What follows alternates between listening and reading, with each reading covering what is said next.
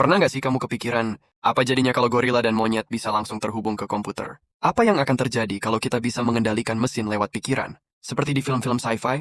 Nah, sebelum kita membahas soal kemungkinan primata super, ayo kita kenalan dulu dengan dunia primata, khususnya gorila dan monyet. Pertama-tama, mari kita bahas tentang perbedaan gorila dan monyet yang mungkin belum kamu tahu. Meski keduanya sering dikelompokkan sebagai primata, gorila dan monyet punya perbedaan besar, baik dari segi fisik maupun kecerdasan. Gorila, contohnya, adalah bagian dari keluarga kera besar dan punya kedekatan genetik dengan manusia yang sangat tinggi, mencapai hampir 98,99%.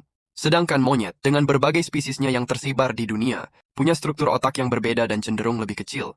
Nah, yang menarik, dengan perkembangan teknologi seperti Neuralink, Elon Musk bermimpi untuk menciptakan chip yang bisa diintegrasikan ke otak manusia, atau mungkin suatu hari nanti ke otak primata juga.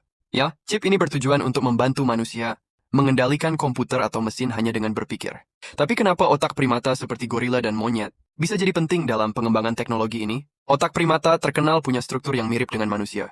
Para ilmuwan sering menggunakan monyet dalam penelitian, karena otak mereka bisa meniru banyak fungsi kognitif manusia.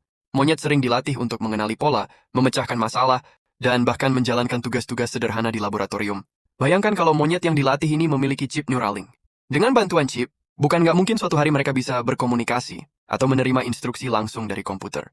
Lalu kalau gorila pakai chip seperti Neuralink, apakah mereka bisa belajar berbicara atau berpikir lebih kompleks?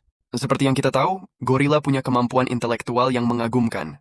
Ada kisah gorila bernama Koko yang bisa berkomunikasi lewat bahasa isyarat dan menunjukkan emosi seperti manusia. Jadi andai kata Koko menggunakan chip Neuralink, apakah dia bisa memahami lebih banyak tentang manusia dan dunianya? Mungkin ini bisa jadi jembatan komunikasi lintas spesies yang belum pernah ada sebelumnya. Tapi, nggak cuma soal kecerdasan, teknologi seperti Neuralink ini juga bisa berperan dalam pemulihan kesehatan. Banyak hewan yang menjadi subjek penelitian Neuralink adalah monyet, khususnya dalam tes pengembalian fungsi saraf. Dengan Neuralink, para ilmuwan mencoba menghubungkan sinyal-sinyal saraf agar seseorang yang lumpuh bisa kembali menggerakkan tubuhnya.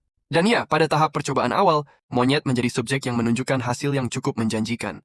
Bayangkan, suatu hari nanti, teknologi ini bisa membantu hewan atau bahkan manusia yang memiliki gangguan saraf untuk pulih dan hidup lebih mandiri. Tentu, penggunaan teknologi chip otak seperti ini juga menuai banyak pro dan kontra.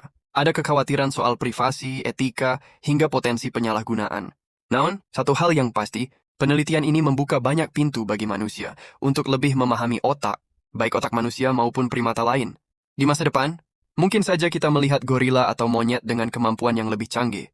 Bukan cuma sekedar hewan yang berkeliaran di hutan atau kebun binatang, tapi makhluk yang bisa berkomunikasi atau bahkan berpikir dengan cara yang berbeda. Gimana, makin penasaran nggak dengan dunia primata dan teknologi ini?